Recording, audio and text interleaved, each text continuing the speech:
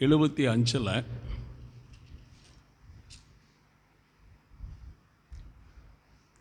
சங்கீதம் 75 7வது வசனத்தில், தேவனே நியாயாதிபதி, ஒருவனை தாழ்த்தி ஒருவனை உயர்த்துகிறார். தேவனே நியாயாதிபதி, தேவனே ஒருவனை தாழ்த்தி உயர்த்துகிறார். சர்வ உலகத்தில் இருக்கிற ஜனங்களுக்கும் தேசம் முழுவதில் இருக்கிற தேவனுடைய ஜனங்களுக்கும் இவரே நியாயாதிபதியாக இருக்கிறார். தேவன் யாரு? நியாயாதிபதி. இப்போ எனக்கு தேவன் யாராக இருக்கிறார்? என் வீட்டாருக்கு தேவன், என் வாழ்க்கைக்கு தேவன், என் வெளியரங்க வாழ்க்கைக்கும் என்னுடைய அந்தரங்க வாழ்க்கைக்கும் தேவன் நியாயாதிபதியாக இருக்கிறார். தேவன் எனக்கு தந்த பிள்ளைகளுக்கு தேவன் நியாயாதிபதியாக இருக்கிறார். இப்போ இந்த நியாயாதிபதி ஒருவனை தாழ்த்துறாரு, ஒருவனை உயர்த்துறாருன்னு எழுதப்பட்டிருக்கு. இந்த தேவனுடைய வார்த்தையை கேட்டு வார்த்தையின்படி வாழுகிறவர்களை தேவன் உயர்த்துகிறார். தேவனுடைய வசனங்களை கேட்டு வசனத்தின்படி வாழுகிறவர்களை தேவன் உயர்த்துகிறார். தேவனுடைய வசனத்தை கேட்டும் தேவனுக்கு விரோதமாய் வாழுகிறவர்களை தேவன் என்ன செய்கிறார்? தாழ்த்துகிறார் என்று எழுதப்பட்டிருக்கு. எல்லாரும் கர்த்தரை துதிப்போம். இப்படி நம்முடைய வாழ்க்கையில் ஒரு உயர்வு இருக்குதான்னு பாருங்கள். கல்வியில் ஒரு உயர்வு இருக்குதான்னு பாருங்கள். வேலையில் ஒரு ப்ரமோஷன், ஒரு உயர்வு இருக்குதான்னு பாருங்கள். வருமானம் 10,000 ரூபா வந்தது மாதம், 50 வருஷத்துக்குமே 10,000 வருதுன்னு சொன்னால் அதில் என்ன இல்லை சொல்லுங்கள்? உயர்வு கிடையாது, உயர்வு கிடையாது. ஒரு சகோதரன் தனக்குள்ளே உயர்வை உண்டாக்கணும், ஒரு சகோதரி தனக்குள்ளே உயர்வை உண்டாக்கணும். அந்த உண்டாக்கக்கூடியதான விதங்கள் நமக்கு தெரியணும். ஒரே நிலைமையில் நாம் இருக்கக்கூடாது. பிள்ளைகளையும் கூட அவர்களுடைய குழந்தை பருவத்திற்கும் வாலிப பருவத்திற்கும் குடும்ப வாழ்க்கைக்கும் அந்திய காலத்துக்கு தேவையான ஆலோசனைகளை சொல்லி பிள்ளைகளை வளர்க்கணும். வெறும் சாதத்தை மட்டும் போட்டால் சரீரம் வளரும், காட்டுக்கொடி மாதிரி. நாலேஜ் ஒன்றும் இருக்காது.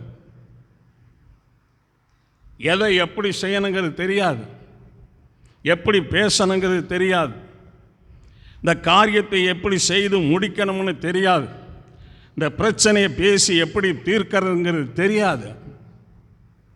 இதெல்லாம் பிள்ளைகளுக்கு போதிக்கணும். நாம்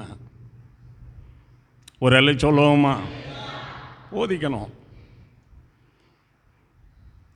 இதில் சரீர பிரகாரம் இருக்கிற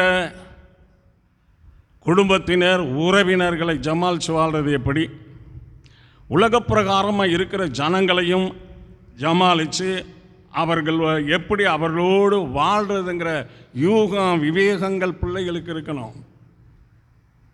அதை சொல்லி கொடுக்கணும். இன்றைக்கும் என்னுடைய மகனுக்கு சில ஆலோசனைகளை சொல்லிக்கிட்டே இருப்பான். என்ன சொன்னாலும் சரிங்கப்பா சரிங்கப்பான்னு கேட்டுக்குவார். கரங்களை உயர்த்தி ஆண்டவரை துதிப்பான். என் மருமகனுக்கு டெய்லி ஆலோசனை சொல்லுவான். இப்படி தான் இருக்கணும் தேவனுடைய பார்வையில். சரிங்க ஐயா. கரங்களை தட்டி எல்லாரும் ஆண்டவரை துதிப்போம்.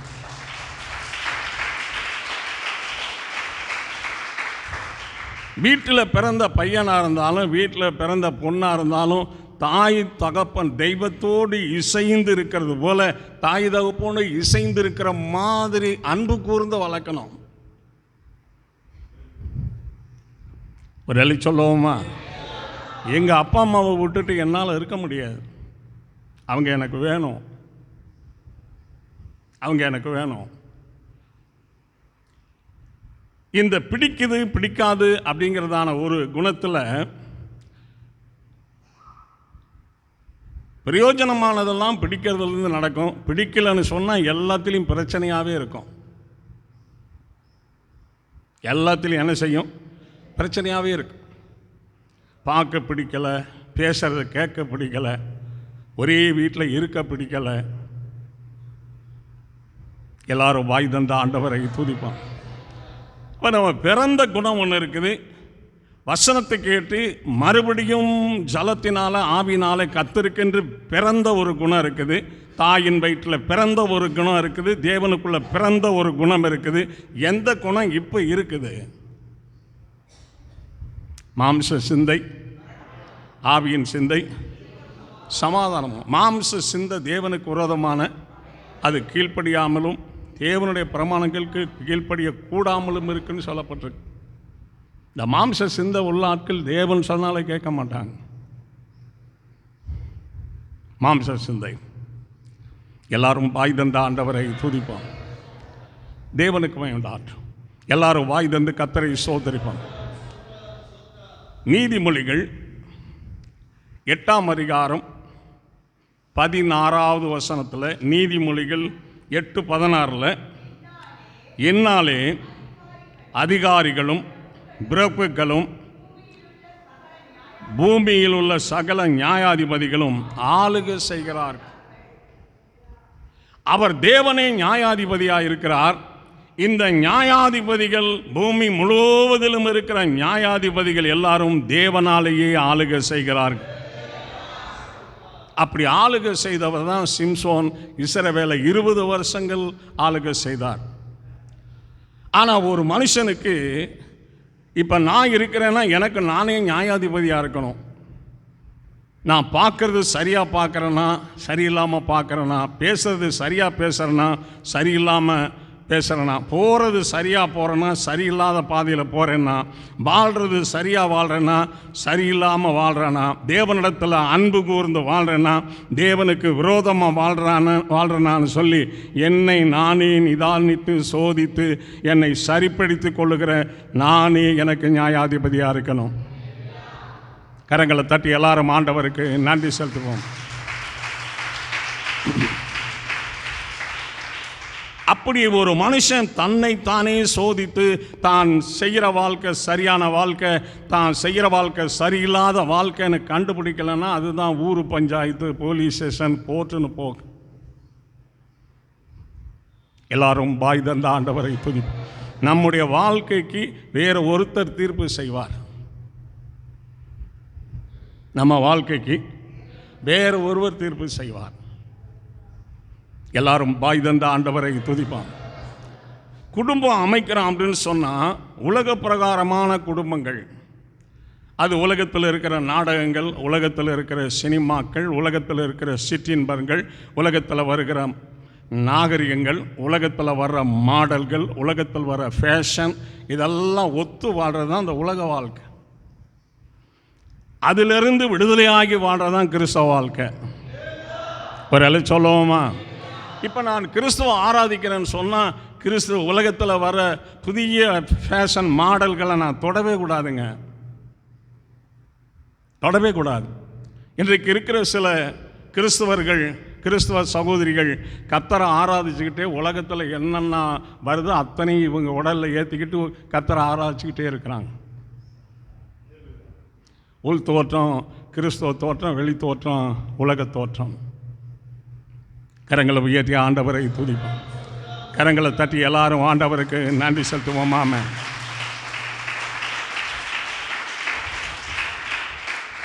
ஆரம்ப நாட்களில் கொண்டை போடுவாங்க, சடை பின்னுவாங்க. எல்லா கிறிஸ்துவ தாய்மார்களுக்குள்ளும் வாலிப பிள்ளைகளுக்குள்ளும் இது ஒரு நல்ல ஒரு பழக்கமாக இருந்தது. இன்றைக்கு ஒரு புது மாடல், அப்படியே முடிய பூரா முன்னாடி கரடிக்கு மாதிரி முன்னாடி இழுத்து விட்டுட்டு கரங்களை உயர்த்தி ஆண்டவரை துதிப்போம். யோசிங்க, ஆண்டவர் இயேசு கிறிஸ்து ரவுண்டு தாடி வச்சிருந்தாரா? இது எங்கிருந்து வந்தது? இது எதன் வழியாக வந்து பாடியில் ஏறினது? தெய்வ பயத்தில் வந்ததா இல்லை உலக ஆசாபாசத்தில் வந்ததா? கொஞ்சம் தயவு செய்து யோசிக்கணும். கரங்களை உயர்த்தி ஆண்டவரை துதிப்போம். கரங்களை தட்டி கர்த்தருக்கு நாம் நன்றி செலுத்துவோம். ஆமென்.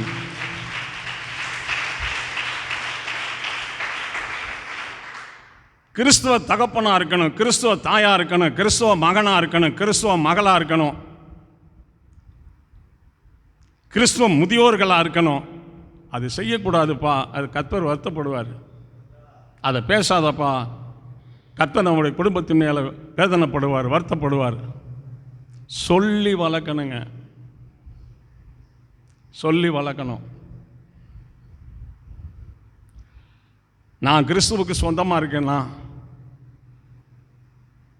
என்னுடைய மனைவி கிறிஸ்துவுக்கு சொந்தமாக இருக்கிறாங்களா, என் மகன் கிறிஸ்துவுக்கு சொந்தமாக இருக்கிறாங்களா, எல்லாரும் ஆண்டவருடைய வருகையில நாங்கள் போயிடுவோமா? இன்னும் என்னுடைய மகன் அபிஷேகம் பெறலையே, என் மகன் அபிஷேகம் பெறலையே, கவலைப்படுற, வேதனைப்படுற, கண்ணீர் வர்ற தாய் தகப்பன் இல்லைங்க, இல்லை. ஆண்டவர் ஏற்றுக்கொண்டு எத்தனையோ வருஷம் ஆச்சு, ஆனால் இன்னும் பரிசுத்தாவினுடைய அபிஷேகம் பெறல. அந்த ஜென்ம சுவாபத்தில் வாழ்ந்துக்கிட்டு இருக்காங்க, மாம்ச சிந்தையில் ஜென்ம சுவாபத்தில் வாழ்கிறாங்க. அந்த அபிஷேகம் பெற்றால் தாங்க இறக்க வரும், அபிஷேகம் பெற்றால் இணக்கம் வரும், அபிஷேகம் பெற்றால் சாந்த வரும், அபிஷேகம் பெற்றால் பொறுமை வரும், அபிஷேகம் பெற்றால் கீழ்ப்படுதல் வரும், அபிஷேகம் பெற்றால் போனா போவாங்க, வானா வருவாங்க, செய்யினா செய்வாங்கங்க. அபிஷேகம் இல்லைன்னாக்க கர்த்தரே சொன்னாலும் கேட்க மாட்டாங்க. சாலமோன்கிட்ட தேவன் சொன்னாரா இல்லையா? 2 தடவை பாகால என்ன செய்யாத பின்பற்றாதான் கேட்டாரா? ஞானவான்க, அறிவாளி, புத்திசாலிங்க கேட்கலங்க, கேட்கல. இன்றைக்கி கிறிஸ்தவ வாழ்க்கைங்கிறது ஆற்று பாலம் போல் இருக்கணுங்க. ஆற்று பாலம் இப்படி இருக்கும், ஒரு பகுதி இந்த கரையில் உட்காந்துருக்கும், ஒரு பகுதி அந்த கரையில் உட்காந்துருக்கும், ஆற்று பாலம். இப்போ அதே போல் ஒரு சகோதரன் இருந்தால் கிறிஸ்து இருக்கிறாருன்னா, கிறிஸ்துவ வாழ்க்கையின் ஒரு பகுதி இந்த சகோதரன் மேலே இருக்கணும், கிறிஸ்துவின் வாழ்க்கை இன்னொரு பகுதி இயேசு கிறிஸ்துவின் மேலே இருக்கணும். ஆற்றுப்பாலம் மாதிரி தொடர் கனெக்ஷன், ஐக்கியம். அது ஜபத்தில் இருக்குதான்னு பாருங்கள், அது ஆராதனையில் இருக்குதான்னு பாருங்கள், அந்த பாலம் விசுவாசத்தில் இருக்கான்னு பாருங்கள், நம்பிக்கையில் இருக்குதான்னு பாருங்கள், கீழ்ப்படுதல் இருக்குதான்னு பாருங்கள், தேவ சித்தம் செய்யறதில் இருக்குதான்னு பாருங்கள். அந்த பாலம் எப்படி என்னுடைய கிறிஸ்தவ வாழ்க்கை அமைச்சு வச்சிருக்கிறான்? வீட்டில் இருக்கிற மிருக ஜீவன்களுக்கும் காட்டில் இருக்கிற மிருக ஜீவன்களுக்கு வித்தியாசம் இருக்குது. வீட்டில் இருக்கிற மிருக ஜீவன்கள் ஒரு கண்ட்ரோலோடு அது சாப்பிட்டு தண்ணி குடித்து வாழ்ந்துக்கிட்டு இருக்கும். காட்டில் இருக்கிறது இஷ்டம் போல் சுற்றி தண்ணி குடித்து வாழ்ந்துக்கிட்டு இருக்கும். கிறிஸ்துவின் கண்ட்ரோலை விட்டு வெளியே வந்து, சத்தியத்தின் கண்ட்ரோலை விட்டு வெளியே வந்து, சபையின் கண்ட்ரோலை விட்டு வெளியே வந்து, ஊழியக்காருடைய ஆலோசனை விட்டு வெளியில் வந்து இஷ்டம் போல் போய் வாழ்கிற ஒரு சிலர் இருப்பாங்க. அவங்க இந்த தேச காற்று மாதிரி காற்றை பிடிக்க பிரயாசப்பட்டதினால் அவனுக்கு லாபம் என்ன, பலன் என்னன்னு வசனம் சொல்லுது. அவங்கள கையில் கூட பிடிக்க முடியாது. எல்லாரும் பாய் தந்த ஆண்டவரை துதிப்பான். அப்போ எல்லாம் கர்த்தருக்குள்ளே இருக்கணும். சொல்லுங்க, கர்த்தருக்குள்ளே இருந்து பேசணும், கர்த்தருக்குள்ளே இருந்து ஆராதிக்கணும், கர்த்தருக்குள்ளே இருந்து வாழணும், கர்த்தருக்குள்ளே இருந்து பிரயாணம் பண்ணணும், கர்த்தருக்குள்ளே இருந்து குடும்பம் நடத்தணும், கர்த்தருக்குள்ளே இருந்து வேலை செய்யணும், கர்த்தருக்குள்ளே இருந்து சம்பாதிக்கும் போது தேவன் அதை ஆசீர்வதிப்பார். தேவன் ஆசீர்வதிப்பார். இன்றைக்கு கிறிஸ்துவுக்குள்ள சரியான ஒழுக்கத்தில் கட்டுப்பாடு இல்லாதவர்கள் கடைசி வரைக்கும் நிலை நிற்க முடியாதுங்க. சங்கீதம் 8ஆம் அதிகாரம் 6வது வசனத்தில், சங்கீதம் 8:6 உம்முடைய கரத்தின் கிரிகளின் மேல் நீர் அவனுக்கு என்ன செய்தீர்? இப்போ தேசத்தினுடைய அதிகாரிகளும் தேசத்தினுடைய பிரபுகளும் தேசத்தினுடைய நியாயாதிபதிகளும் என்னாலே ஆளுகை செய்கிறார்கள். ஆனால் இங்கே சங்கீதம் 8:6 சொல்லுது, உம்முடைய கரத்தின் கிரிகள் மேல் அவனுக்கு ஆளுகை தந்தீர். இங்கே உண்டாக்க இருக்கிறது எல்லாமே தேவனுடைய கரத்தினால் உண்டாக்கப்பட்டது. மனுஷன் செய்கிற கிரிகள் எல்லாமே தேவன் கொடுத்த கிரிகள், அது ஆளுகையாய் செய்து கொண்டிருக்கிறார். அந்த நிலை ஏனாலும் இந்த கடலில் இந்த எல்கை வரைக்கும் எங்கள் எல்கை, இதுக்கு மேலே உங்கள் எல்கை, இங்கே வந்த அம்புடியும் பிடிக்கிட்டு விட்டுருவேன், எல்கை தாண்டி வராது. அந்த கிரிகளை ஆளுகை செய்கிறார்கள். வீட்டுக்குள்ளேயும் அது இருக்க தான் செய்யுது, வீட்டுக்குள்ளே இருக்க தான் செய்யுது. எல்லாரும் வாய் தந்த ஆண்டவரை துதிப்போம். இங்கே தேவனுடைய ஆலயத்துக்குள்ளே வரும்போது பரிசுத்த சிந்தை இருக்கணும், பரிசுத்த சிந்தை இருக்கணும். சந்தேகம்ன்றது ஒரு சகோதரனுக்குள்ளே இருந்துச்சுன்னா உங்கள் குடும்பம் ஒன்றுலாம் போயிடும். சந்தேகம் இருந்தால் இந்த குடும்பம் ஒன்றுமெல்லாம் போயிடும். ஒரு டீச்சர் வந்து ஒரு 60,000 ரூபாய்க்கு மேலே சம்பளம் வாங்குறவங்க, அவங்க வேலைக்கு போயிட்டு வந்து கணவனை கவனித்து பிள்ளைகளை கவனித்து ஒழுங்காக வேலை செஞ்சுக்கிட்டு, அவர் உடன் டீச்சர்கள் குடும்பத்தினர்கள் அடிக்கடி ஃபோன் பேசுவாங்க போட்டுருக்கு. இந்த டீச்சர் வந்து ஃபோனை எடுத்துக்கிட்டு தனியாக ஒரு சேரை போட்டு உட்காந்து பேசுவாங்களாம். பேசும்போது புருஷனுக்கு என்ன வந்துருச்சுன்னா சந்தேகம் வந்துருச்சு. அவங்க காலேஜுக்கு போகிறாங்க, வீட்டுக்கு வர்றாங்க, காலேஜுக்கு போகிறாங்க, கரெக்டான டயத்துக்கு வீட்டுக்கு வராங்க, சமைக்கிறாங்க, புருஷன் பிள்ளைகளை கொடுக்குறாங்க, வேலைகளை பார்க்குறாங்க, ஃபோன் மட்டும்தான் பேசினாங்க. என்ன வந்துருச்சு? பளிச்சுன்னு சொல்லுங்கள், சந்தேகம் வந்துருச்சு. அன்றைக்கு அந்த சந்தேகம் வந்து அவருக்கு உச்சக்கட்டத்துக்கு போனதுனால அந்த டீச்சரை கொலை செய்து வீட்டுக்கு பின்னாடி காம்பவுண்டு அருகில் போய் போட்டு வந்துட்டாருங்க. பிரதர், எல்லாரும் பாய் தந்த ஆண்டவரை துதிப்போம். எதனால? பாவம் செய்ததுனாலையா, சந்தேகத்தினாலையா? இன்றைக்கும் தேசத்தில் அநேக கொலைகள் வந்து சந்தேகத்தில் தான் நடக்குது. குடும்பமும் கண்ட்ரோல் பண்ண முடியல, போலீஸ் அதிகாரிகளும் கண்ட்ரோல் பண்ண முடியல, தலைவர்களும் கண்ட்ரோல் பண்ண முடியல, தலை விரித்து ஆடிக்கிட்டு இருக்கு. அழுது ஜெபம் பண்ணுறேன் நான். ஒரு காயின் கொலை செய்ததுக்காக உன் நிமித்தம் இந்த பூமி சபிக்கப்பட்டிருக்கும்னு சொன்னீங்களே, இன்றைக்கு பாருங்கப்பா தேசத்தை, ஜனங்களை பாருங்க. இந்த பூமி எவ்வளவு சீர்குலைந்து போனதுன்னு சொல்ல முடியாத அளவுக்கு இருக்கு. பிரதர், எல்லாரும் பாய் தந்த ஆண்டவரை துதிப்பான். கண்ணீர் விட்டு அழுது ஜெபம் பண்ணுறான். காரணம் என்ன? சந்தேகம். இன்றைக்கும் சில கிறிஸ்தவ சகோதரர்கள், கிறிஸ்தவ சகோதரிகள்கிட்ட இன்றைக்கும் அந்த சந்தேக பேய் விட்டு விலக மாட்டேங்குது. கரங்களை உயர்த்தி எல்லாரும் ஆண்டவரை துதி. உண்மையாக இருக்கிற புருஷனை, உண்மையாக இருக்கிற மனைவியை, உண்மையாக இருக்கிற பிள்ளைகளை வளைச்சு சந்தேகப்பட்டு குடும்பத்துக்குள்ளே ஒற்றுமை, அன்பு, ஐக்கியம், சந்தோஷமாக முகத்தை பார்த்து பேசி எல்லாம் ஒன்றா உட்காந்து சாப்பிட்டு, அப்படி ஒரு குடும்பம் இல்லைங்க, அதிகமாக கிடைக்காது நமக்கு. அதான் ஆண்டவர் இயேசு சொன்னார், நியாயாதிபதி உன்னிடத்தில் அன்பு கூறுவதைப் போல பிதா என்னில் அன்பாக இருக்கிறார், நான் உங்களில் அன்பாக இருக்கிறேன், என்னுடைய அன்பில் என்ன செய்யுங்க, நிலைத்திருங்கள்னு சொன்னார். கிறிஸ்துவின் அன்பு இருக்குதான்னு பாருங்கள். ஒரு மனுஷனுக்கு நன்மை செய்வது தான் கிறிஸ்துவின் வாழ்க்கையை தவிர ஒரு மனுஷனுக்கு தீமை செய்வது கிறிஸ்துவின் வாழ்க்கை அல்ல. ஒரு மனுஷனை குறித்து நல்ல சாட்சி கொடுக்கறது தான் கிறிஸ்துவின் அன்பே தவிர ஒரு மனுஷனை கேவலப்படுத்தி, ஒரு மனுஷியை கேவலப்படுத்தி, அவமானப்படுத்தி, பேரை கெடுத்து, குடும்பத்தை கெடுத்து, எல்லாரும் வெறுக்கிற மாதிரி ஒரு துச்சாட்சி பரப்புறது கிறிஸ்தவ வாழ்க்கை அல்லங்க. வேதம் முழுவதும் வாசிங்க. மகனே உன் பாவங்கள் மன்னிக்கப்பட்டது, மகளே உன் பாவங்கள் மன்னிக்கப்பட்டதுன்னு தான் சொன்னார். நீ ஒரு பாவின்னு ஏசினார், எங்கேயுமே சொல்லலையே. அவருடைய பிள்ளைகள் தானே நாம், அவருடைய ஆவியைத்தானே நம்ம பெற்றிருக்கிறோம், அவருடைய வசனத்தை தான் நம்ம கையில் வச்சு வாசிக்கிறோம். ஏன் அவருடைய அன்பு நமக்கு இல்லாமல் போகுது? எல்லாரும் பாய் தந்த ஆண்டவரை துதிப்போம். நல்ல கர்த்தருக்கு நாம் நன்றி செலுத்தி துதிக்கிறோம். இன்றைக்கு பிரசங்கிக்கப்படுகிற வசனத்தை கவனித்து நீங்கள் கேட்கலன்னா இதுவே நீங்கள் கஷ்டப்பாதையில் போகிறீங்கன்னு அர்த்தம். 54 வருஷங்கள், எத்தனை 1000 செய்திகள், எத்தனை 1000 பாடல்கள், எத்தனை 1000 ஜெபங்கள் கர்த்தருடைய வாழ்க்கையில் கர்த்தர் எனக்கு கொடுத்து ஆவிக்குரிய வாழ்க்கையில் பண்ணியிருப்பேன்னு யோசிச்சு பாருங்க. எல்லாரும் பாய் தந்த ஆண்டவரை துதிப்போம்.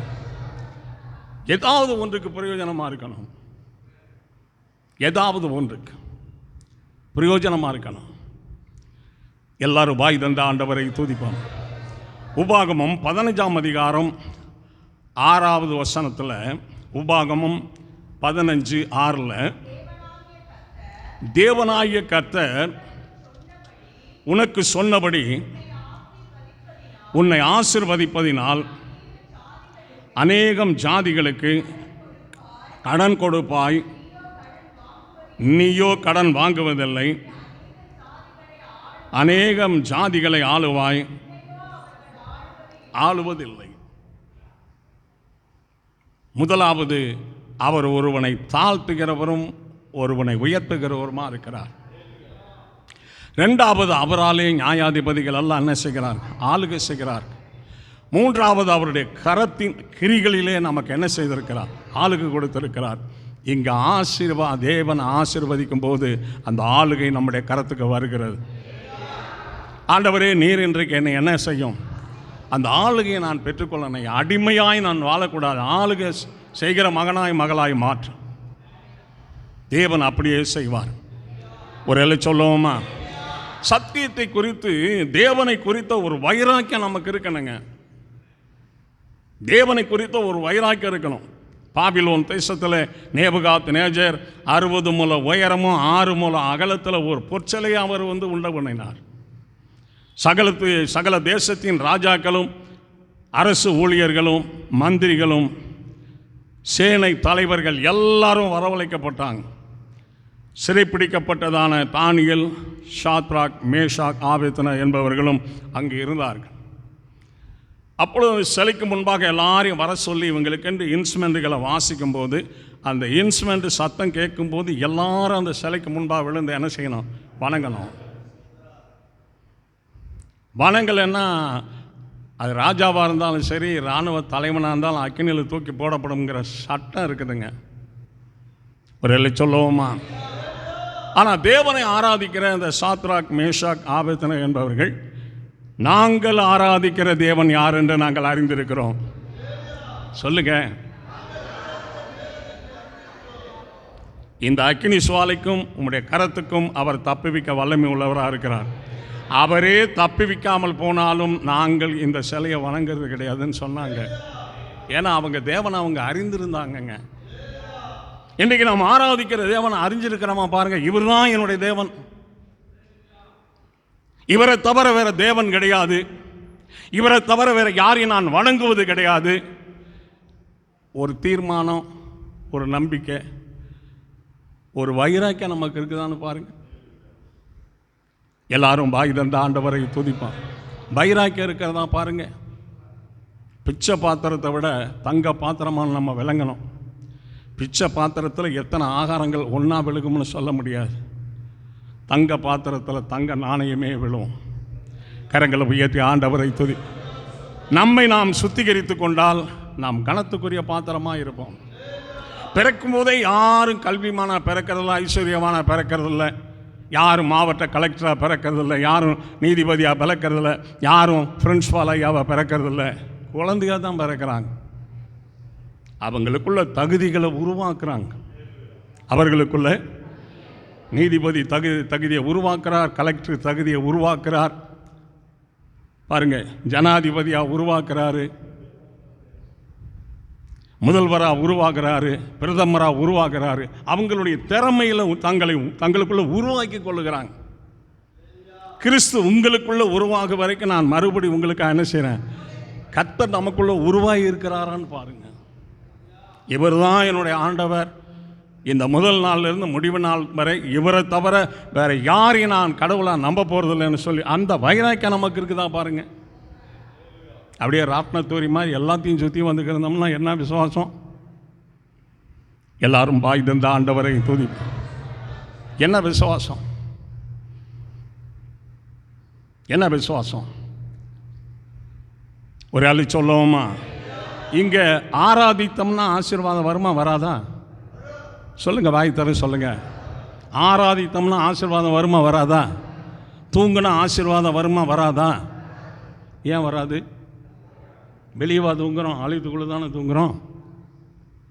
அந்த மாற்றிக்கங்க, இல்லைன்னா கடைசியில் கர்த்தர் கைவிடும்போது கதறினாலும் இறக்கமெல்லாம் போயிடும். கரங்களை தட்டி எல்லாரும் ஆண்டவரை துதிப்போம்.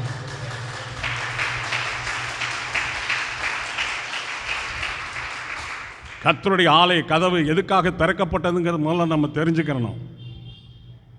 அல்லேலூயா, சோதரம். உபாகமம் 25ஆம் அதிகாரம் உபாகமும் 25 1வது வசனத்தில், உபாகமும் 25:1 மனிதர்களுக்குள்ளே வழக்கு உண்டாய் நியாயம் விசாரிக்கப்பட நியாயஸ்தலத்திலே வந்தால் நியாயாதிபதிகள் நீதிமானை நீதிமான் என்றும் குற்றவாளியை குற்றவாளி என்றும் தீர்க்க கடவர்கள். ஒரு காரியத்தை நம்ம கேள்விப்படுறோம், ஒரு காரியத்தை கேள்விப்படுறோம். கேள்விப்பட்டவனே அவன் அப்படித்தாங்க கூடாது. 2-3 சாட்சிகள் இல்லாமல் ஒரு காரியத்தை என்ன செய்யக்கூடாது, நிர்ணயம் பண்ணக்கூடாதுன்னு கர்த்தர் சொல்லியிருக்கிறார். அது நடந்ததா நடக்கலையான்னு நம்ம தெரியணுங்க. முதல்ல பிடிக்காதவங்க ஒன்று சொல்லுவாங்க, பொறாமை உள்ளவங்க ஒன்று சொல்லுவாங்க, வளர்ச்சி அடையாத பொறுக்காதவங்க ஒன்று சொல்லுவாங்கங்க உலகத்தில். அதெல்லாம் நம்ம கேட்கக்கூடாது. எல்லாரும் பாய் தந்த ஆண்டவரை துதிப்போம். நாம் நன்மை செய்தால் தான் நமக்கு என்ன வரும் சொல்லுங்க? தீமை செய்தால் தீமை தாங்க வரும். தீமை செய்தால் தீமை தான் வரும், தீமை தான் வரும். கிறிஸ்தவ வாழ்க்கையை எப்படி அமைக்கணும், கிறிஸ்தவ வாழ்க்கையில் எப்படி நிலைக்கணும், கிறிஸ்தவ வாழ்க்கையில் எப்படி வளரணும், கிறிஸ்தவ வாழ்க்கையில் இயேசுவோடு எப்படி ஐக்கப்படணும், கிறிஸ்தவ வாழ்க்கையில் முடிவில் கிறிஸ்துவிட்ட போகிறது என்ன, எப்படி இருந்தால் போகலாம், அதை நீங்கள் யோசிங்க. சும்மா இந்த குறுகுனதையே பார்த்துக்கிட்டு காலமெல்லாம் வேஸ்டாகி குடும்பத்தாரையும் வேஸ்டாகி போட்டுறக்கூடாது. ஓட்டப்பந்தயத்தில் ஓடுறவன் எந்த பக்கம் திரும்பி பார்க்கக்கூடாதுங்க. எல்கே தாங்க பார்க்கணும், எல்கே தான் பார்க்கணும். அதான் பவுல் சொன்னார், லெக்கை நோக்கி நான் என்ன செய்கிறேன், தொடர்கிறேன். இப்போ நியாயாதிபதிகள் நீதிமானை நீதிமான் என்றும் குற்றவாளியை குற்றவாளி என்றும் தீர்க்க கடவர்கள். ஏசாயாவின் புத்தகம் 5ஆம் அதிகாரம், ஏசாயா 5:23வது வசனத்தில்,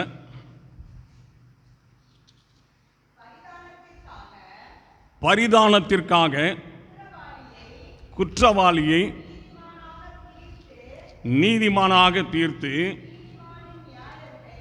நீதிமானின் நியாயத்தை அவனுக்கு விரோதமாய், பரிதானத்திற்காக குற்றவாளியை நீதிமானாக தீர்த்து நீதிமானின் நியாயத்தை எனக்கு விரோதமாய் புரட்டுகிறவர்களுக்கு இது நிமித்தம் அக்கினி சுவாலை வைக்கோலை பட்சிப்பது போலவும் செத்தையானது நெருப்புக்கு இரையாகி எரிந்து போவது போலவும் அவர்கள் யார் வேறு வாடுது, முகம் வாடும், குடும்பம் வாடும், வாழ்க்கை வாடும், எல்லாம் வாட ஆரம்பிச்சிருங்க இந்த புரட்டுத்தனமான காரியங்களுக்கு. அவன் வேர் வாடி துளிர் தூசியை போல பறந்து போகும். சேனைகளின் கர்த்தருடைய வேதத்தை வெறுத்து வசனத்தை அசட்டை பண்ணினார்களே. இங்கே செய்தி கொடுக்கும்போது தூக்கம் வருதுன்னா அதை கேட்க விருப்பம் இல்லாதனால தாங்க. நம்ம குழந்தைய போய் சீரியஸாக ஆஸ்பத்திரியில் சேர்த்துருக்குறோங்க, பிள்ளை சீரியஸாக இருக்குது, ஆஸ்பத்திரியில் சேர்த்துருக்குறோம், தூக்கம் வருமா? வருமா? இங்கே வருதுன்னா என்னங்க அர்த்தம்? உங்கள் பேக்ரவுண்டில் பிசாசு உங்களை கண்டினியூ பண்ணி நடத்திக்கிட்டே இருக்கான்னு அர்த்தம். அவன் கடைசி வரைக்கும் விட மாட்டான். நீங்கள் அவனை மேற்கொள்ளனா அவன் கடைசியில் உங்களை மேற்கொண்டுட்டு போயிடுவான். கரங்களை தட்டி எல்லாரும் ஆண்டவருக்கு நன்றி செலுத்துவோம்.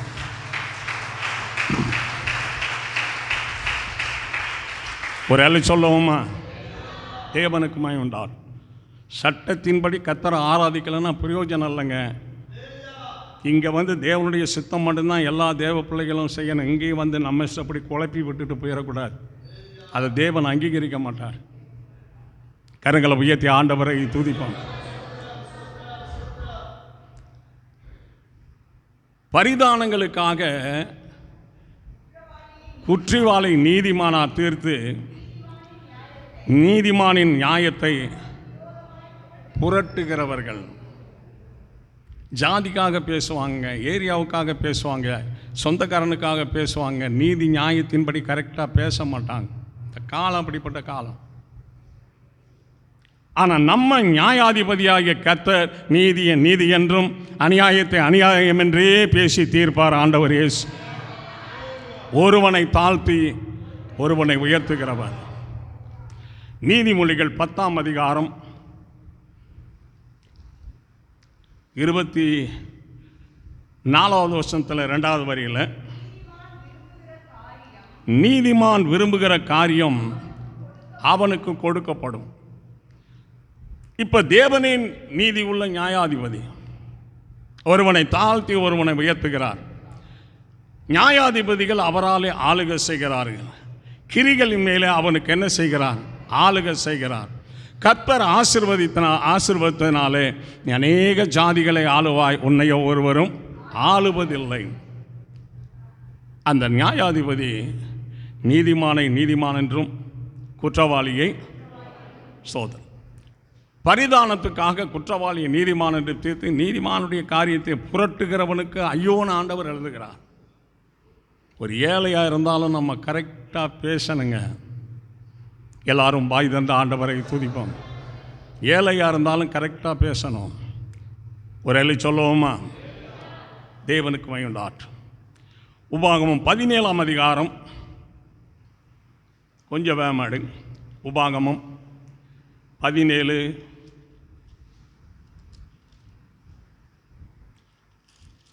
12வது வசனத்தில், உபாகமம் 17:12, அங்கே உன் தேவனாகிய கர்த்தருக்கு ஆராதனை செய்யும்படி நிற்கிற ஆசாரியாளுடைய சொல்லையாகிலும் நியாயாதிபதியினுடைய சொல்லையாகிலும் கேளாமல் ஒருவன் இடும்பு செய்தால் அவன் சாக கடவன். இப்படியே தீமையை இஸ்ரவேலை விட்டு. அப்படின்னா ஊழியம் செய்கிற ஆசாரியனுடைய சொல்ல என்ன செய்யணும்? கேட்கணும். நியாயாதிபதிகள் சொல்லுகிற சொல்ல என்ன செய்யணும்? கேட்கணும். ஆசாரியான் சொல்கிற சொல்லையும் நியாயாதிபதி சொல்கிற சொல்லையும் கேட்கலன்னா கர்த்தர் சொல்கிறார், அவன் என்ன செய்யணும்? சாகணும். அவன் தீமை இப்படி இஸ்ரவேலை விட்டு நீக்கிறான். இவன் ஆசாரியான் சொல்கிறத கேட்கல, நீதிபதி சொல்கிறத கேட்கல, இவனை உயிரோடு விட்டோம்னா இன்னொருத்தையும் கேட்க மாட்டான், கேட்காத கூட்டம் வளர்ந்துக்கிட்டு போகும். க்ளோஸ் பண்ணுங்கிறார். எல்லாரும் வாய் தந்த ஆண்டவரை துதிப்பான். தேவனுக்கு மகிமையுண்டாகட்டும். கிறிஸ்தவ மார்க்கமே கனத்துக்குரிய மார்க்கம், மரியாதைக்குரியது, மேன்மைக்குரியது, அன்புக்குரியது, ஆறுதலுக்குரியது, சாந்ததுக்குரியது, அரவணைப்புக்குரியது. கிறிஸ்தவ மார்க்கம் எவ்வளோ பெரிய குற்றத்தையும் பாவத்தையும் மன்னிக்கக்கூடிய தன்மை பாய்ந்தது ஆண்டவர் இயேசு கிறிஸ்துனுடைய மார்க்கம். இன்றைக்கி ஒரு சிறு விஷயத்தை கூட மன்னிக்கலை. என்னங்க விளையாட்டாக இருக்கு. புஷ்பராஜ் பிரதர், நான் என்னத்தை சொல்கிறது? கரங்களை உயர்த்தி ஆண்டவரை துதிப்போம். கரங்களை தட்டி எல்லாரும் ஆண்டவருக்கு நாம் நன்றி செலுத்துவோம். ஆமென்.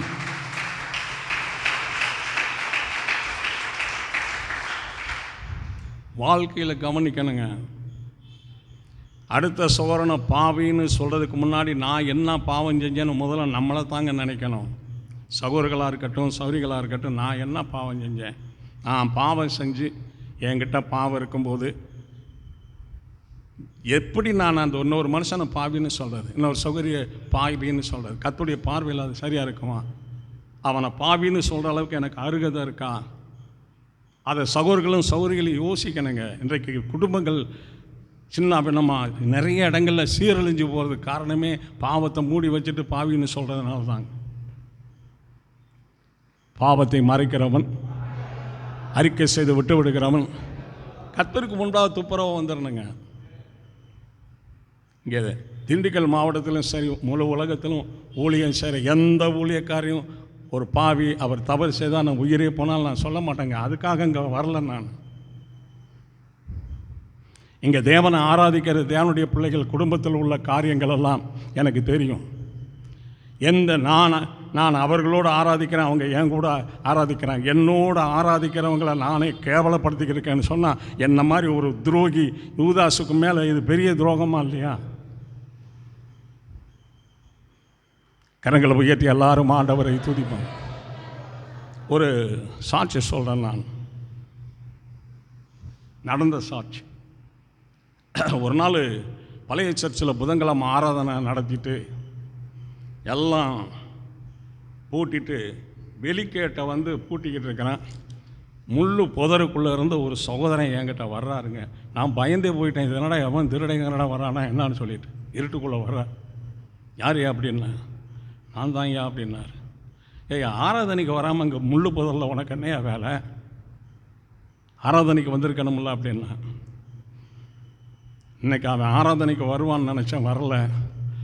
அவனை இன்றைக்கி கொலை பண்ணணும்னு பாரியா கத்தியோடு வந்திருக்கேன் அப்படின்னு சொல்லி கத்தியை என்கிட்ட காமிச்சார். சொல்கிற வார்த்தையை கத்தர் கேட்டுக்கிட்டு இருக்கார். என்ன பிரதர் அப்படின்னா, என் மனைவி அவன் கெடுத்துட்டாயா அப்படின்னு சொன்னார். உனக்கு எப்படி தெரியும் அப்படின்னா, தெரியாமலே பல வருஷங்கள் அவன் செஞ்சுக்கிட்டு இருந்திருக்கான், எனக்கு தெரியல. நாங்கள் எல்லாம் படுத்து தூங்கின பிறகு என் வீட்டு கதவை வந்து அவன் தட்டினான். கத்தோடைய பிள்ளை வந்து தட்டுறான்னு சொல்லி திறந்து படுக்க வச்சுட்டேன். நான் தூங்கிக்கிட்டு இருக்கும்போது என் வீட்டுக்குள்ளேயே என் மனைவிக்கிட்ட பாவம் செஞ்சதை கண்ணால் பார்த்துட்டேயான்னு சொன்னார். எல்லாரும் பாய் தந்த ஆண்டவரை துதிப்போம். இந்த இடத்துலேருந்து அனந்த நகர் கேட்டு வரைக்கும் அவர் கூடவே நடந்து பேசிக்கிட்டே போனேன். நான் அங்கே போய் நின்று விடிய காலம் 3 மணி ஆயிடுச்சு. அவர் அங்கே உள்ள ஒரு இடத்துல உட்கார வச்சு அநேகம் ஆலோசனைகளை எடுத்து சொல்லி அவருடைய கோபத்தையும் அவருடைய மூர்க்கத்தையும் அவருடைய வெறியையும் அவருடைய ஆணவத்தையும் பழிவாங்கிற குணங்கள் எல்லாம் பூராத்தையும் தாழ்த்தி கிறிஸ்துவுக்குள் அமைதிப்படுத்தி,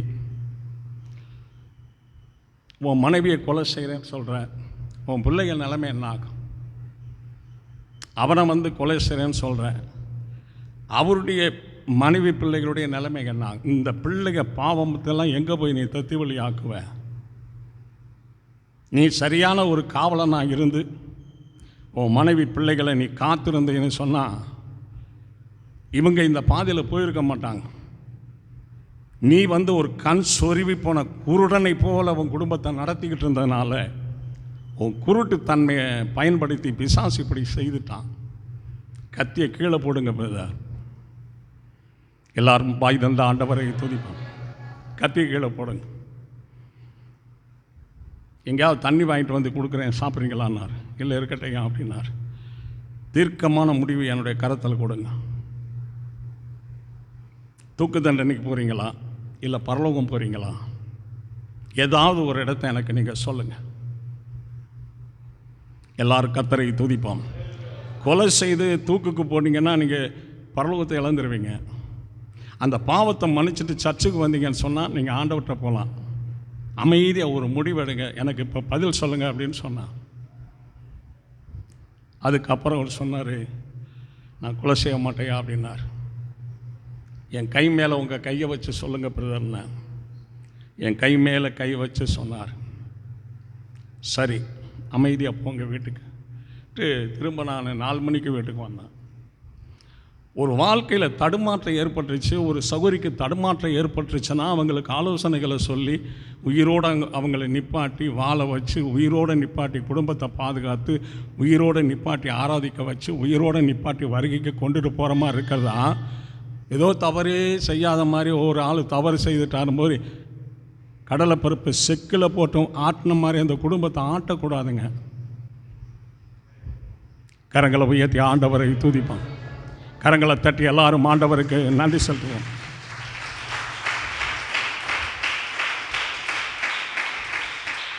பிறகு வியாழக்கிழமை ஆச்சு. வெள்ளிக்கிழமை ஃபாஸ்டிங் ப்ரேயரை முடிச்சுட்டு நான் வெளியில் வர்றேன். ஒரு சகோதரி அழுதுகிட்டே நின்றுக்கிட்டு இருக்காங்க. பாஸ்டர் அப்படின்னாங்க. வாங்க சிஸ்டர்னா.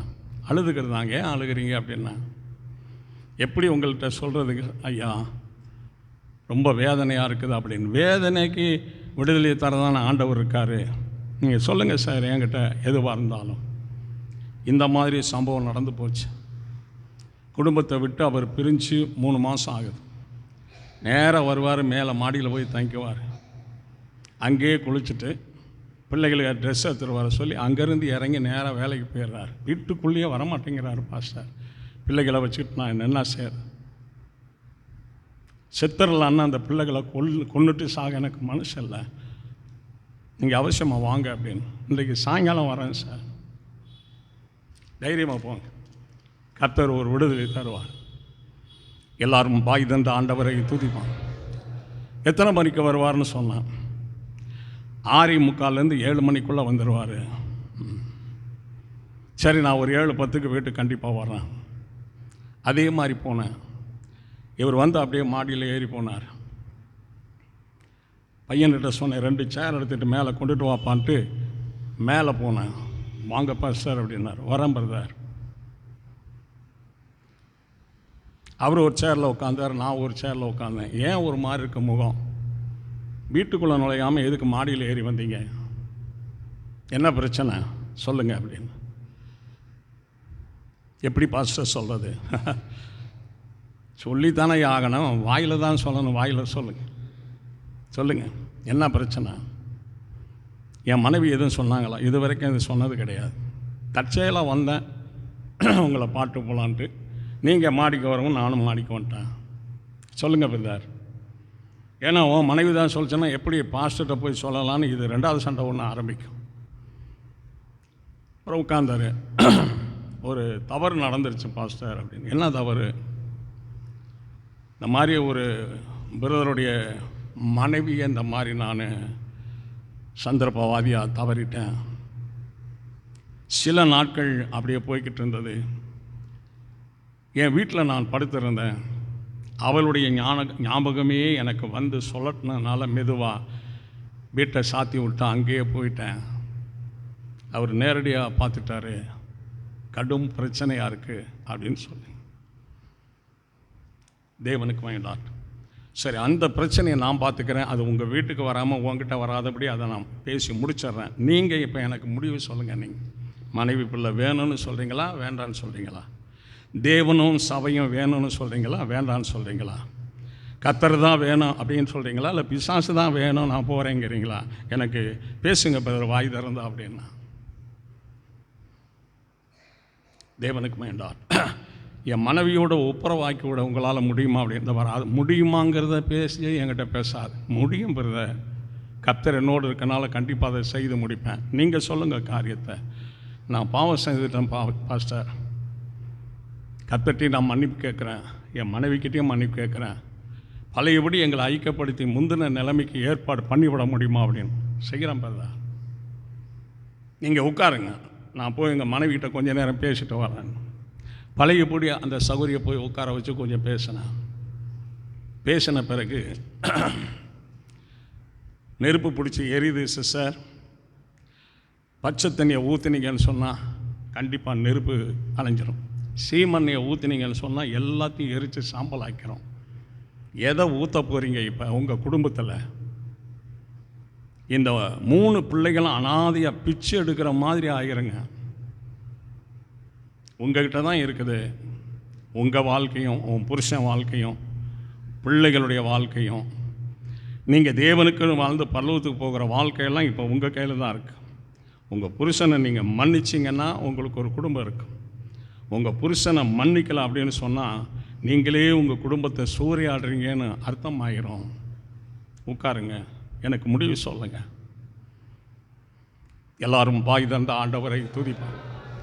சரி, நான் அந்த சௌகரி கண்ணீரோடு சொன்னாங்க, நான் மன்னிச்சிடறேன் பாஸ்டர் அப்படின்னு. வாங்க மாடிக்கு. 2 பேரும் எதிர உட்காருங்க. உங்கள் விஷயத்தை சிஸ்டர்கிட்ட சொல்லுங்கள், அமைதியாக சொல்லுங்கள். மன்னிக்கிறேன் மன்னிக்கலைன்னு உங்கள் புருஷன்ட்ட அமைதியாக சொல்லுங்கள். நான் மன்னிச்சிட்றேன், ஆனால் இனிமேல் அவளுடைய தொடர்பு இவருக்கு இருக்கக்கூடாது பாஸ்டர், அதை பேசாதீங்க, அது முடிஞ்சு போச்சு, இனிமேல் அந்த பக்கமே போக மாட்டார். மன்னிங்க, நீங்கள் மன்னிச்சிருந்தேன்னு சொல்லுங்கள். மன்னிச்சிட்றேன் பாஸ்டர், உங்கள் புருஷன்ட்ட சொல்லுங்கள், மன்னிச்சிட்றேங்கன்னு சொல்லுங்கள். ஸ்தோத்திரம். நானும் என் தவறை உணர்ந்து உனக்கு விரோதமாக பாவம் செஞ்சுட்டேன், என்னை மன்னின்னு சொல்லி உங்கள் மனைவிட்ட கேளுங்க. கரங்களை உயர்த்தி ஆண்டவரை துதிப்போம். சரணு கேட்டாங்க. 2 பேரையும் எடுத்து 2 பேரையும் கணவன் மனைவியை கை கொடுக்க வச்சு, மனைவியை முத்தம் பண்ண வச்சு, முத்தம் புருஷனுக்கு வைக்க வச்சு சமாதானப்படுத்தி விட்டுட்டு அந்த சகோதரன் கையை பிடிச்சி உணர்ந்ததுக்காக ரொம்ப நன்றி பெறன்னு சொல்லி நான் அவருக்கு முத்தம் வச்சுட்டு பிரச்சனை இல்லாமல் நீங்கள் வாழுங்கன்ட்டு வந்துட்டேன். இன்றைக்கு வரைக்கும் அந்த குடும்பம் சமாதானமாக இருக்குது. ஒரு சகோதரன் ஒன்றில் தடுமாறிட்டா, ஒரு சகோதரி ஒன்றில் தடுமாறிட்டா, அவங்கள குடும்பத்தில் நிறுத்தி வாழ வச்சு, சபையில் நிறுத்தி வாழ வச்சு வரிகளை போகிற மாதிரி பண்ணணுமே தவிர, பெண்கள் வாசலில் தண்ணி தெளிக்கிற மாதிரி ஊரே தெளிச்சுக்கிட்டு இருக்கக்கூடாது. பெரிய தப்பு. அதை ஆண்டவர் மன்னிக்க மாட்டார். கரங்களை உயர்த்தி ஆண்டவரை துதிப்போம். நீதி உள்ள நியாயாதிபதி அவர். நம்ம சைடு பாவம் இருக்கும்போது இன்னொரு சைடு பாவம்னு தீர்க்கிறோம்னு சொன்னால் பரலோகம் கடுமையாக நடவடிக்கை எடுக்கும். இவர் நீதி தவறாத நீதிபதியாக இருக்கிறார். ஒரு எல்லை சொல்லுவோமா? எசேக்கியேல் 18ஆம் அதிகாரம் 32வது வசனம். கொஞ்சம் வேகமாக எடுங்க. எசேக்கியேல் 18:32. மனம் திரும்புங்கள், அப்பொழுது பிழைப்பீர்கள், சாகிறவனுடைய சாவை நான் விரும்புகிறது இல்லை என்று கர்த்தராகிய இந்த ஆசாரியானுடைய சொல்லை கேளாமலும் நீதிமானுடைய நியாயாதிபதியினுடைய சொல்லை கேளாமலும் இருக்கிறவன் சாக வேண்டும். அவனுடைய இரத்த பழியை தேசத்திலிருந்து நீக்குங்கள் என்று கர்த்தர் சொன்னார். ஆனால் இங்கே எசேக்கியாவின் காலத்தில் தீர்க்க தரிசனமாய் தேவன் ஒரு வார்த்தையாக சொல்லுகிறார், மனம் திரும்புங்கள், சாகிறவனுடைய சாவை நான் விரும்புகிறது இல்லை. ஒரு மனுஷன் சாகிறத ஆண்டவர் விரும்புறதில்லை. ஒரு சகோதரி சாகிறத ஆண்டவர் விரும்புறதில்லை. மனம் திரும்பி பிழைக்க வேண்டும் என்று கர்த்தர் விரும்புகிறார். மனம் திரும்புங்கள், மனம் திரும்புங்கள், பரலோக ராஜ்யம் சமீபமாக இருக்கிறது. நீங்கள் பிள்ளைகள்லாம் நல்ல வழியில் நடத்துங்க, நல்ல வழியில் நடத்துங்க. பெண் பிள்ளை நம்ம வீட்லேயும் நல்லா வாழ்கிற மாதிரி நடத்துங்க. போகிற இடத்துல அந்த பொண்ணு நல்லா வாழணும்னா அதுக்கு நிறைய புத்திமதிகளை கொஞ்சம் கொஞ்சமாக சொல்லி அதை திராணி உள்ள பிள்ளைகள் ஆக்கணுங்க. திராணி உள்ள பிள்ளைகளாக மாற்றணும். இன்றைக்கி என்னுடைய மகளை இங்கே ஒரு நாளைக்கு செய்தி கொடுப்பான்னா பயங்கரமாக பேசுங்க. பையனை செய்தி கொடுக்க சொன்னால் நல்லா பேசுவார். நான் கோச்சிங் கொடுத்துருக்கேன் பிள்ளைகளுக்கு. எல்லோரும் வாய் தந்து ஆண்டவரை துதிப்பான். ஏன்னா நான் பெற்ற பிள்ளைய சாத்தான் கொண்டு போய்கிட்டு வச்சுக்கிட்டு அவன் ஆக்கினைக்குள்ளாக்க தீர்க்கக்கூடாது. பையனாக இருந்தாலும் பொண்ணாக இருந்தாலும் பேய்கையில் போய் என் பிள்ளைகள் அகப்பட்டு சீரழிஞ்சு போயிடக்கூடாது. இந்த அக்கினி சுவாலையில் நான் என்ன செய்கிறேன், வேதனைப்படுகிறேனே. வளர்க்கணுங்க, வளர்க்கணும். எல்லாரும் வாய் தந்து ஆண்டவரை சோதரிவான். தேவனுக்கு மகிமை உண்டாட்டும். அதுதான் ரொம்ப முக்கியம். நம்ம கிறிஸ்தவ தகப்பனாக இருக்கிறோம், கிறிஸ்தவ தாயாக இருக்கிறோம். கடைசியில் பிள்ளைகள் பரலோகம் போகாதபடிக்கு இப்படி போகுதுன்னா நம்ம கிறிஸ்தவ தகப்பனாக இருந்து தாயாக இருந்து வளர்த்து என்னங்க பிரயோஜனம்? இந்த உத்தமர் கையிலிருந்து விலகி ரவுடி பைய கையில் போய் சிக்கிறதா? கரங்களை உயர்த்தி ஆண்டவரை துதிப்போம். கரங்களை தட்டி எல்லாரும் ஆண்டவருக்கு நன்றி செலுத்துவோம்.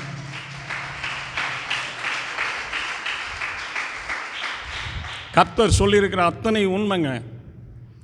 அந்த உண்மை எடுத்து உண்மையிலே நான் உங்களுக்கு உண்மையான வசனங்களையும் வார்த்தைகளையும் ஆலோசனைகளையும் சொல்கிறேங்க. நீங்கள் கேட்டு நடத்தணுங்க. வீட்டுக்குள்ளே இருக்கிற பையன் தகப்பனை மீறி தாயை மீறி எடுத்து பேசி தாஷ்டம் போல் போய் தாஷ்டம் போல் வர்ற மாதிரி சில குடும்பங்களில் இருக்கிறாங்க. காரணம் வாழ்ந்தது சரியில்லாதனால, வளர்த்தது சரியில்லாதனால.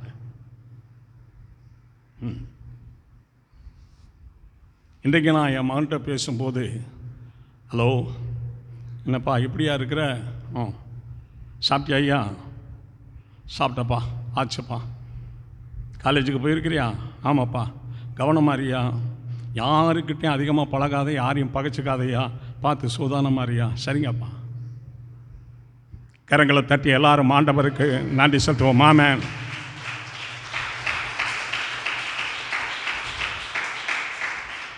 அன்பை குறித்து பிள்ளைகளுக்கு சொல்லணும், பொறுமையை குறித்து சொல்லணும், கீழ்ப்படுதலை குறித்து சொல்லணும், நன்மை செய்கிறத குறித்து சொல்லணும், நன்மை செய்கிறத குறித்து சொல்லணும். பிள்ளைகளை நன்மை செய்கிறவர்களா பழக்கணுங்க. நன்மை செய்தால் தான் நன்மை நமக்கு வரும், தீமை செய்தால் நன்மை வராது. அல்லேலூயா. உண்மையான ஆவிக்குரிய தகப்பனாக இருக்கணும், உண்மையான ஆவிக்குரிய தாயாக இருக்கணும். என் மகனுக்கு 40 வயசு ஆகுது. ஒரு நாள் நான் என் மகனை கோபிச்சதே கிடையாது. ஏன்னா என் பிள்ளைகளை கிறிஸ்துவுக்குள்ளே நிப்பாட்டணும்னு சொன்னால் அவங்களுக்கு முன்மாதிரியான ஜீவியை நான் பண்ணலைன்னா பிள்ளைகள் நிற்க மாட்டாங்க. இவர் போதிக்கிறது ஒன்று, இவர் வாழ்கிறது ஒன்றா இருக்குது, இவர் என்ன நமக்கு சொல்கிறாருன்றவாங்க. பாப்பான்னு பிறந்தபோது சொல்லி பாப்பான் இன்னைக்கு வரைக்கும் அதாங்க, இன்னைக்கு வரைக்கும் அதுதான். ஒரு எல்லை சொல்லுவோமா, ஒரு பரீட்சையில் மார்க்கு கம்மியாக வாங்கிட்டாப்புல. நான் வந்து அடிப்பேனோ பேசுவனோன்னு சொல்லுவோம், வேர்த்து கலங்கி போயிருந்தாப்புல. அங்கேருந்து வந்தேன், ஏப்பா அங்கே நிற்கிறேன் பாப்பா, தயக்கமாக வந்தாப்புல, களைப்பான முகத்தோடு வந்தேன். ஏன் அப்படி இருக்க, வாங்க நீ மார்க்கு கம்மியாயிருச்சா அப்படின்னு. போய் குளிச்சுட்டு வாப்பா, குளிச்சுட்டு வேறு ட்ரெஸ்ஸு போட்டு வா. சரின்னு போய் குளிச்சுட்டு வேறு ட்ரெஸ்ஸு போட்டு வரவும் நேராக கூட்டி போய் விஜயன் பேக்கரியில் கேக்கு வாங்கி உட்கார வச்சு கேக்கை போட்டு எபிக்கி நான் ஊட்டி விட்டேன். எதுக்குப்பா அப்படின்னு, கம்மியாக மார்க் வாங்கினதுனாலயா. எல்லாருமே அதிக மார்க் வாங்கினதுக்கு தான் ஊட்டுவாங்கப்பா, உங்கள் அப்பன்ல நான் மார்க்கு கம்மிக்காக ஊட்டுறேன், சாப்பிடியா நீ. ஏபி அடுத்த தடவை எழுதி மார்க் வாங்கிக்கலாம்ப்பா, ஏப்பா இதுக்கு கவலைப்பட்டுக்கிட்டு இருக்கிற, நான் நல்லா செபிக்கிறப்பா, கொஞ்சம் பாடத்தில் கவனம் செலுத்தியா, பாயா போகலாம் வீட்டுக்கு. அப்பாடா, நான் வண்டியில் உட்கார சொல்கிறேன், அப்பாடா அப்படிங்கிறாப்புல. அன்பு தாங்க எங்கேயுமே தலை நிமிர்ந்து நிற்கும். அன்பு தான் நம்மளை கனப்படுத்தும், அன்பு தான் நம்மளை உயர்த்தும், அன்பு தான் புதிய வழிகளை திறக்கும், அன்பு தான் புதிய சிநேகங்களை தரும், அன்பு தான் புதிய உறவுகளை தரும், அன்பு தான் நல்ல காரியங்கள் நமக்கு, அவங்க நல்ல குடும்பங்க கொடுங்குங்கம்பாங்க. அன்பு இயேசு கிறிஸ்து எங்கிட்டு திரும்பினாலும் அன்பின் தங்கம் ஆண்டவர் இயேசு கிறிஸ்து. கரங்களை உயர்த்தி ஆண்டவரை துதிப்போம். பாருங்க, குஷ்டரோகிகளை கூப்பிட்டு இப்படியே கையை வச்சு, குஷ்டரோகி முகத்தில் இப்படியே கையை வச்சு எனக்கு சித்தம் உண்டு சுத்தமாகுங்கிறாருங்க. யாருங்க செய்ய முடியும்? நம்ம நியாயாதிபதி தாங்க அதை செய்தார். எல்லாரும் வாய் தந்த ஆண்டவரை துதிப்போம். நான் வாழ்ந்தாலும் இயேசுவோட தான் வாழ்வேன், செத்தாலும் இயேசுவை காத்தான் சாவேன்னு சொல்கிற அளவுக்கு நம்ம பிள்ளைகளை வளர்த்து விட்டுருக்கோமா பாருங்க.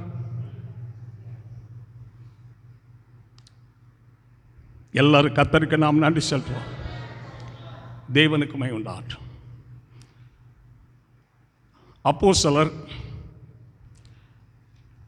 28:6 அப்போஸ்தலர் 28:6 அவனுக்கு வீக்கம் கண்டு